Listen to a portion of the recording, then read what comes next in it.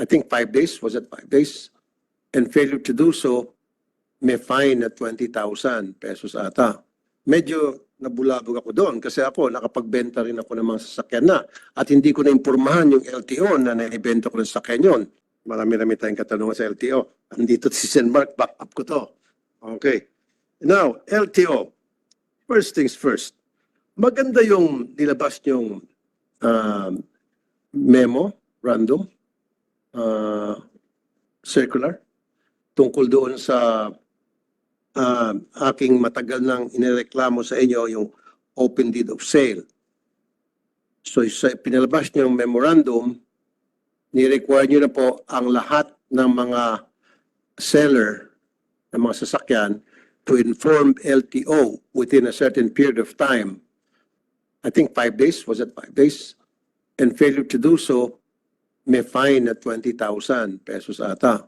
Medyo nabulabog ako doon kasi ako nakapagbenta rin ako ng mga sasakyan na at hindi ko na-impormahan yung LTO na naibenta ko ng sasakyan yun kasi wala namang ganun patakaran noon. So paano to? 10 sasakyan ang nabenta ko ng panahon at lampas sa deadline. So 10 times 20, so may utang ako sa inyo ng 200,000. Ano yun, sir? Attorney Greg Po, Executive Director ng Land Transportation Office, sir. Magandang umaga po, Mr. Chair. Mr. Chair, yung mga bentahan po na nangyari before the effectivity of the administrative order, it should be reported to the LTO per the said AO po, it should be reported to the LTO within 5 days from effectivity of the administrative order. However, with the concerns po na nakarating po sa opisina po namin, Mr. Chair, we are reviewing that transitory provision regarding the application of the administrative order to the previous transactions happened po. So therefore, yung mga nakapagbenta ng masasakyan previously, like me and even more probably Senator Mark Villar, nakapagbenta ka siguro kayo ng sasakyan in the past. And na-report niyo ba yun sa LTO na kayo yung nagbenta ng sasakyan? Matagal na yun. Matagal na yun. So siguro ako concerned din ako katulad mo dahil siyempre dami nakabenta dati. So siguro kailangan i-clarify yung kailangan magpalabas ko kayo ng bagong memorandum circular kasi medyo nakakalito po yun. At marami natatakot kasama na ako doon. So dapat well-defined kung ano yung sistema na pwedeng mailatag ng sa gayon, hindi matatalanta yung mga tao at acceptable. Yes po, Mr. Chair. We'll take that into consideration po, Ito yung Mr. Chair. administrative order. So wala muna itong multa na 20,000. Yes po. Na wala muna itong retroactive. Tanggalin siguro itong salitang retroactive.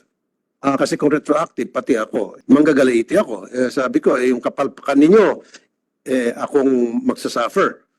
Sana, noon pa lang naisip niyo na yan. Nasabihan niyo kami, then hindi na ako magbumulta ngayon. So, dapat baguhin niyo po ito at i-clarify niyo. And dapat yung information dissemination properly disseminated talaga. Hindi lang yung sa isang dyaryo na ipopost ninyo at hindi pa siguro masyadong kilalang dyaryo. Dapat national circulation sa TV, radio, social media, etc. para malaman ng lahat. Opo, Mr. Chair. Okay. So wala muna itong memorandum order AOVOM-2024-046 kasi nakakalito po ito. Am I right? Yes po, Mr. Chair. As regards to those previous transactions po. Thank you. And yung isa pang gusto ko mangyari, each time na magre-register ang isang owner ng isang sasakyan, he or she must present himself or herself sa LTO physically at magpapakita ng mga identification to ensure or to assure the LTO na siya nga yun talaga ang nagpaparegister. Kasi before, hindi po kailangan anybody can register a vehicle through a fixer or through someone. So ang gusto ko mangyari from now on, kapag nag-rehistro ang isang tao ng kanyang sasakyan, even though if it's Rafi Tulfo, nakalagay doon, Rafi Tulfo, si Rafi Tulfo dapat pupunta sa LTO at sasabihin, Sir, ako po ay mag-renew ng aking registration ng aking sasakyan at ako po si Rafi Tulfo, ito po yung aking passport, ito po ang aking ID. Clear po tayo dyan. Yan po ang gusto ko maging patakaran from now on. We'll consider, yes, Mr. Chair, we'll study po that policy and then we'll issue the necessary guidelines. At wala na po yung open deed of sale. Ano po?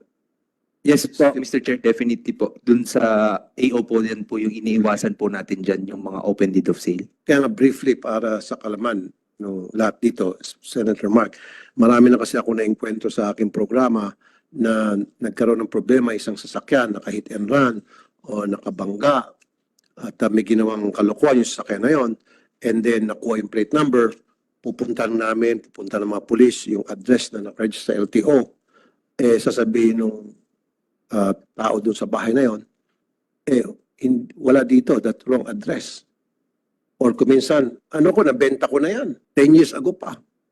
And yet, yung registration updated. So, ibig sabihin, hindi nire-register nung bagong buyer, open deed of sale lamang. So, nagkakaproblema kapag merong nagawa yung sasakyan, may bulyaso. Nahihirapan yung ating mga otoridad na i-trace.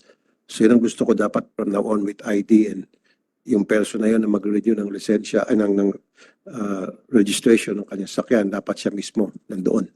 Tama po with IDs. Okay?